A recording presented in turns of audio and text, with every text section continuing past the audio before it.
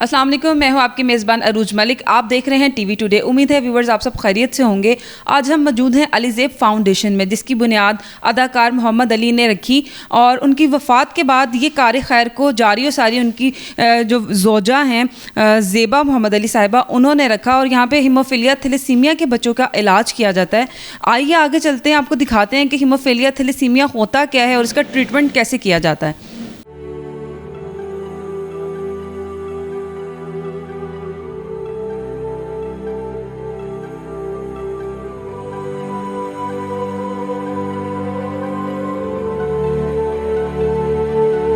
अस्सलाम वालेकुम। वालेकुम सलाम। क्या एज है इस बच्चे की? इसकी 13 माह। कितने दिनों से, कितना अर्सा से इसको ब्लड लग रहा है? इसको 6 माह से ब्लड लग रहा है। इसको तकरीबन 7 माह हो गए। कब चला कि इसको ये थैलेसीमिया का मसला है? इसको 6 माह के बाद पता चला था मैं कि इसको थैलेसीमिया। क्या अलामात क्या ज़ाहिर हुई? बीमार रहता था? क्या मसला क्या होता था? बुखार और मोशन वगैरह थे इसे। तो इस वजह से फिर हम चिल्ड्रन हॉस्पिटल गए तो उन्होंने टेस्ट लिख के दिए। तो हमने टेस्ट करवाए तो उन्होंने बताया कि इस बच्चे को ये मसला है थैलेसीमिया का। तो जब से ब्लड लगना शुरू हुआ है बेहतर है? अब तो कोई मसला नहीं होता? नहीं, जब मतलब मैं 1 महीने 1.5 बाद इसको ब्लड लगता है तब ये वीक हो जाता है।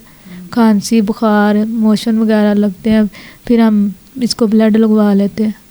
ब्लड आप लोग अरेंज करते हैं या अलीज़ेब फाउंडेशन ही आपको अरेंज करके देती है? कोई मसला तो नहीं होता? नहीं, अभी तक हमने कुछ अरेंज नहीं किया। ये अलीज़ेब फाउंडेशन वाले हमें अरेंज करके फ़ोन कर देते हैं कि बच्चों को ब्लड लगवा लें। अच्छा, खुद ही वो अरेंज करके फ़ोन कर देते हैं कि इसकी डेट आ गई है, इसको आके ब्लड लगवा लें? हाँ जी, खुद ही फ़ोन कर देते हैं इनके पास। और हम एक दफ़ा फ़ोन करते हैं ना, अगर ना हो तो फिर वो दोबारा हमें दूसरे दिन बुला लेते हैं। तो डॉक्टर वजूहात क्या बताते हैं कि इसको क्यों ये बीमारी हुई? आप लोगों में से किसी को थी, पेरेंट्स को? हाँ जी, हम लोगों ने भी अपने टेस्ट करवाए थे। हमारा कैरियर आया था तो उन्होंने कहा कि इस वजह से बच्चे को मेजर है। पहले नहीं पता चला? नहीं, पहले नहीं पता था, इस दफ़ा ही पता चला। शुक्रिया जी। व्यूअर्स, आपने देखा कि यहाँ पे छोटे से छोटा बच्चा भी है जो है वो थैलेसीमिया का शिकार है। यहाँ पे और भी बहुत से बच्चे हैं जो कि बचपन से ही इलाज करवा रहे हैं और मुसलसल यहीं पे आते हैं। यहाँ से उनका ब्लड जो है वो उन्हें लगाया जाता है और माशाल्लाह काफ़ी बड़े बच्चे हो गए हैं। छोटी सी उम्र से यहाँ पे आए थे और मुसलसल आते जा रहे हैं। आइए आगे चलते हैं और किसी और से बात करते हैं। जी व्यूअर्स, इस वक्त हमारे साथ डॉक्टर कादिर मौजूद हैं जो कि हीमोफीलिया थैलेसीमिया के बच्चों की ट्रीटमेंट करते हैं। आइए उनसे बात करते हैं, इसकी वजूहात जानते हैं और इसका इलाज जानते हैं। अस्सलाम वालेकुम। वालेकुम सलाम। क्या वजूहात क्या बनती हैं हीमोफीलिया थैलेसीमिया के बच्चों में? ये जो अलामात कैसे ज़ाहिर होती हैं? बेसिकली ये एक इनहेरिटेड डिजीज़ है जिसमें पेरेंट्स से बच्चा लेता है अपने जीन्स वगैरह, उसमें जो इनकी म्यूटेशन होती है उसके ज़िमन में ये सारी डिजीज़ शुरू होती है। उसमें बच्चे का पता इसी तरह चलता है कि बाई बर्थ ये कुछ इलामात इसमें बच्चे के बीमार होने की आती जाती हैं। बुखार या डायरिया की सूरत में थोड़ा सा रिपीटेड जब ट्रीटमेंट करवाते हैं फिर ये एनीमिक हो जाते हैं। उसके बाद जब ब्लड टेस्ट होते हैं तो फिर पता लगता है कि जी ये इसका particular blood test HP phoresis जब करवाते हैं तो उसमें इसका डायग्नोज हो जाता है कि जी ये थैलेसीमिया से रिलेटेड है। मेजर रीज़न क्या है थैलेसीमिया के बच्चों की? मेजर रीज़न इसमें सिर्फ क्रोमोसोमल डिसऑर्डर्स हैं और वही इसका बायस बनती हैं। इसकी भी फिर आगे फर्दर डिवीज़न हो जाती है कि ये मेजर है, माइनर है, इस तरह इंटरमीडिएट है। 3 इसकी वैराइटीज़ आ जाती हैं। यानी इसमें क्या कज़न मैरिज का रोल है कि क्या मसलन क्या अगर पेरेंट्स को पता चल गया है कि उनको ये मसला है तो क्या उनको प्रेगनेंसी कंटिन्यू करनी चाहिए? जी नहीं, उसमें इसका पहले ही हम टेस्ट बता देते हैं कि मदर के लिए CVS टेस्ट एक एडवाइस होता है। अगर तो पहला बच्चा मेजर है तो नेक्स्ट चांसेस होते हैं कि मेजर आएगा या कैरियर आएगा। तो उसमें अगर CVS माँ करवा लेती है तो फिर इनका अपना डिसीजन होता है म्यूचुअल के बच्चे को कैरी ऑन करना है या नहीं करना। तो हम तो यही एडवाइस करते हैं कि आप पहले ही एक बच्चा डिजीज़्ड है फिर नेक्स्ट भी डिजीज़्ड, तो उसमें हमारी तो एडवाइस होती है, बाकी डिसीजन इन लोगों का होता है, पेरेंट्स का। थैलेसीमिया और हीमोफीलिया में डिफरेंस क्या है? थैलेसीमिया बेसिकली डिसऑर्डर है जिसमें कि आपका HP डाउन चला जाता है, इनके जो रेड सेल्स हैं वो प्रोड्यूस नहीं होते। और जो आपका ये हीमोफीलिया उसमें वाइट सेल डिसऑर्डर्स आते हैं जिसमें ब्लड क्लॉट नहीं करता। तो ये 2 सेपरेट चीज़ें कि एक तो उसमें प्रोडक्शन नहीं है, वेस्टेज ज़्यादा है आरबीसीज़ की। इसमें वाइट सेल्स डिसऑर्डर है जिसमें ब्लड क्लॉट नहीं करता, फैक्टर इसमें जो क्लॉटिंग फैक्टर्स हैं वो नहीं नॉर्मली काम करते। तो इसका हल सिर्फ यही है, यही इलाज है कि बच्चों को जो है वो ब्लड लगेगा या प्लाज्मा लगेगा और ज़िंदगी भर, उम्र भर लगेगा और वो इसी बीमारी में गुजर जाएंगे? जी, थैलीसीमिया में बेसिकली इनका जो है वो ब्लड ट्रांसफ्यूजन ही इनका बेसिक ट्रीटमेंट है, और साथ इनका जो सप्लीमेंट्री ट्रीटमेंट है उसमें आप इनको चिलेटिंग एजेंट्स देते हैं, और बाकी जो इनके सप्लीमेंट हैं, फूड सप्लीमेंट, कैल्शियम वगैरह या आयरन, वो साथ हम ऐड कर देते हैं। तो इसमें वाइट सेल्स जो हैं वो आपको प्लाज्मा की सूरत में हम इंजेक्ट करवाते हैं, ट्रांसफ्यूजन प्लाज्मा की होती है। तो यही इनका सारी ज़िंदगी चलता है। आपके पास किस किस एज के बच्चे आते हैं और आप लोग उनका ट्रीटमेंट करते हैं? हमारे पास ऑलमोस्ट हर एज का बच्चा आ रहा है जो डायग्नोज होता है। डायग्नोज थैलीसीमिया का बच्चा अमूमन 3 मंथ डायग्नोसिस उसमें हो जाती है या 6 मंथ, और फिर वो कंटिन्यू करते हैं थ्रू आउट लाइफ। उसमें मेजॉरिटी जो बच्चों की है वो अमूमन 1 ईयर टू 15 ईयर्स की है हमारे पास। नेक्स्ट जो है वो बड़े बच्चे भी आते हैं और एडल्ट्स भी हैं। बस कि सिर्फ यहाँ पे बच्चों का नहीं, यहाँ पे बड़ों का भी इलाज किया जाता है? जिनको भी थैलीसीमिया से रिलेटेड प्रॉब्लम है उनको हम ट्रीट करते हैं। अच्छा, पेरेंट्स को क्या मैसेज कन्वे करना चाहेंगे जो करियर हैं या जो कज़न मैरिज की तरफ जाना चाह रहे हैं, किस तरह से इस चीज़ से बचा जा सकता है? कैरियर्स के लिए तो यही है कि अपना प्रॉपर चेकअप करवाएं। पंजाब थैलीसीमिया सोसाइटी भी है, शादी से पहले अपने टेस्ट जो है वो अगर उनको बता रहे हैं तो ज़रा अवेयरनेस हो उनमें। तो अगर वो मेच्योरिटी लेवल पे हैं कि मैरिज पे आ चुके हैं तो फिर उनको ज़रा एहतियात करनी चाहिए। CVS टेस्ट मैंने बताया है तो वो भी इसमें आता है, वो बड़ा ज़रूरी है कैरियर्स के लिए। अगर फर्स्ट बेबी पे चांसेस हैं कि वो मेजर होगा तो फिर अवेयरनेस ज़्यादा होनी चाहिए पेरेंट्स में कि ये आगे भी आपको इसी तरह ही चेकअप अपने रेगुलर करवाने चाहिए।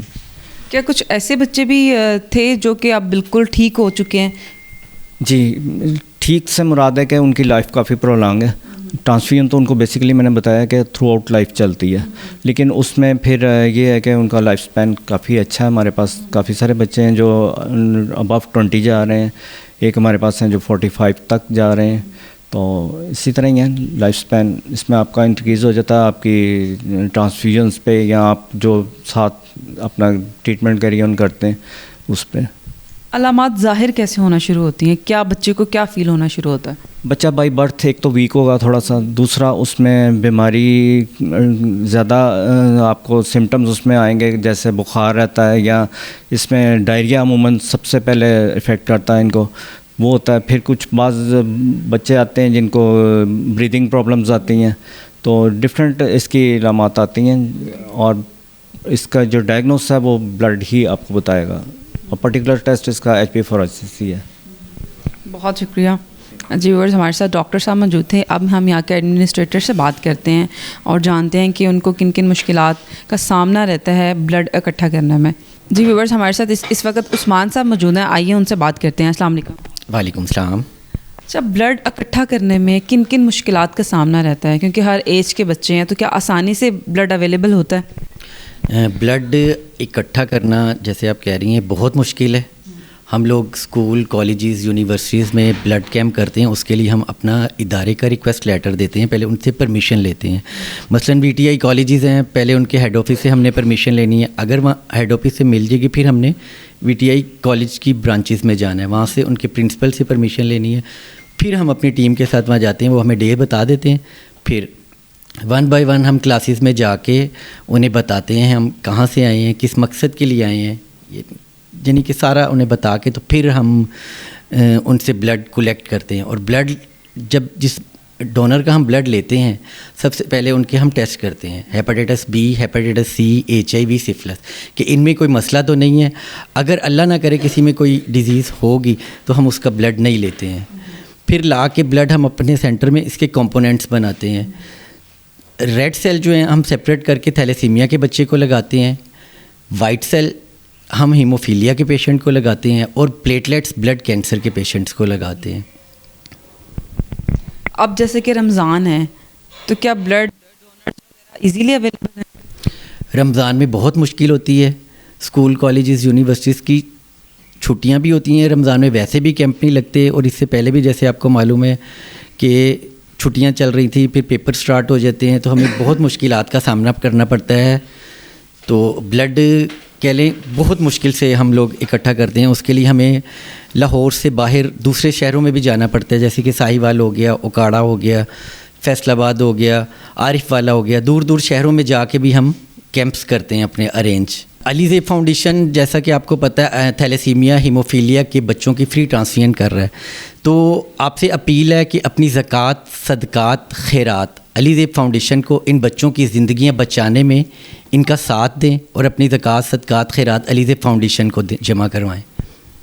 बहुत शुक्रिया जी। व्यूअर्स, आपने देखा कि अलीज़ेब फाउंडेशन एक नेकी का जो काम है वो कर रही है और कितने ईमानदारी से लोग कर रहे हैं। यहाँ पे हर एज का हमने बच्चा देखा जिसको ब्लड जो है आप अल्लाह ताला सबके बच्चों को सेहत और तंदुरुस्ती अता करे, लेकिन यहाँ पे हमने हर एज के बच्चे को देखा जिनको बाय बर्थ ये मसला है। ये पेरेंट्स से चीज़ जो है वो ट्रांसफ़र होती है और मेजर इसमें रीज़न जो है वो कज़न मैरिज बताया जाता है। और 10% जो है खुदा न खास्ता अल्लाह रहम करे बीमारी है, आनी है तो आनी ही है, लेकिन अल्लाह ताला तमाम बच्चों को अपने हिफ्ज़-ओ-ईमान में रखे। इसके साथ ही अरूज मलिक को दीजिए इजाज़त, मिलते हैं अगले प्रोग्राम में। अल्लाह हाफ़िज़।